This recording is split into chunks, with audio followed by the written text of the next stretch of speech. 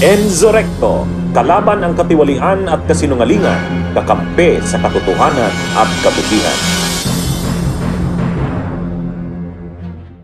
Senator Judge Tulfo Irwin is recognized. You have 2 minutes, sir. You may proceed when you're ready. Thank you, Mr. President or Presiding Officer.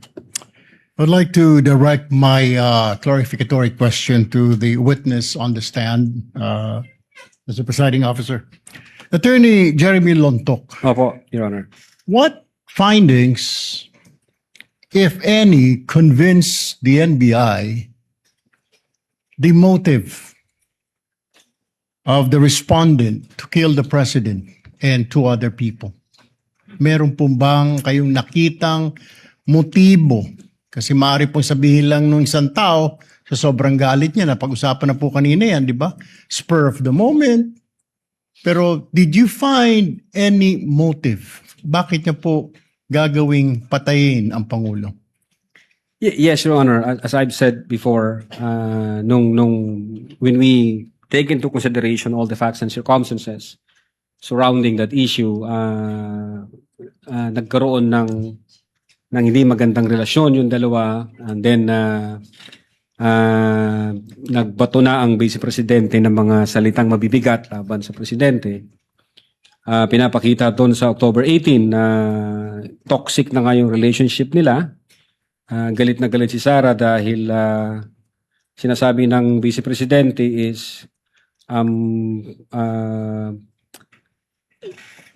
politically motivated yung pag-attack sa kanya, and then at the same time pinagtutulungan siya ng buong gobyerno. So then na-trigger ho yun, if my memory serves me right, nung incident nangyari noong 23 November 2024. So parang nagpatong-patong na ho siya, convolution ng iba't ibang issue.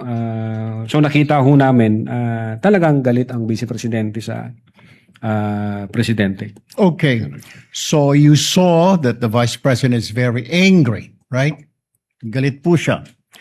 Did the investigation uncover any evidence, if there's any, that the respondent had taken steps to carry out these threats or these statements that she made in public and online? Did you have or did you cover any evidence? Your Honor, insofar as the Cybercrime Division is concerned, we focuses on the investigation on the alleged grave threats and inciting to sedition. Ngayon, pagdating doon ng whether or not meron na-execute na o may inutusan, I think ang makakasagot po niyan, Your Honor, yung aming director, kasi sa kanya po yung pool ng information. At the same time, yung jurisdiction na yan, nasa intelligence service po namin. Kami ho nasa investigation service. So, insofar as the NBI, Cybercrime Division is concerned, at that time, nakafocus ho kami sa grave threat and inciting to sedition. But insofar as whether meron na bang in-engage ang Vice Presidente, jurisdiction ho yan ng aming intelligence service. At maybe ang makakasagot niyan yung aming director, kasi siya po yung recipient ng full of information from different divisions and regions. You mean the inciting to sedition will be answered by the director, is that correct? Kasi parang hindi po natalakay kanina yung inciting to sedition. Is it? Well, Your Honor, the inciting to sedition,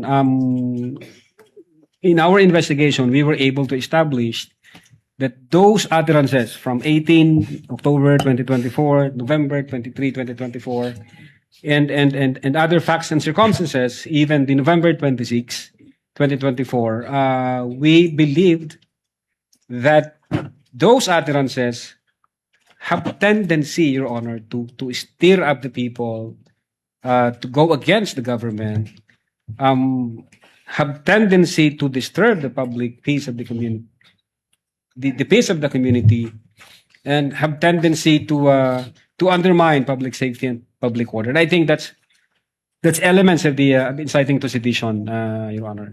I have last 2 questions, Please proceed. Mr. Presiding Officer. So you're saying they're intertwined. Killing the president and then inciting the people to revolt against the government They're intertwined. Is that what Ba- you're saying? Based on our findings, Your Honor. Based on your findings. And what could be the motive of the vice president inciting people to sedition, to revolt against the government, when in fact she will be the next president of the republic? She's been saying, and everybody knows, and she's been claiming. Well, why do you think? I mean, did you look deeper? Why incite to sedition? I mean, when in fact you're the vice president. Usually, in our country, Mr. Witness, the vice president would run for presidency. What could be the motive? Well, Your Honor, what we have established is the fact that the relationship between the two were already hostile. And what we established is the fact that the Vice President has committed grave threats and inciting to sedition.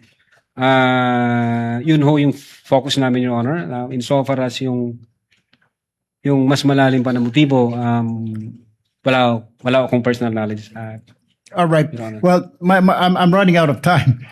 Can you identify the strongest piece of evidence which you relied in deciding to file these cases before the Department of Justice?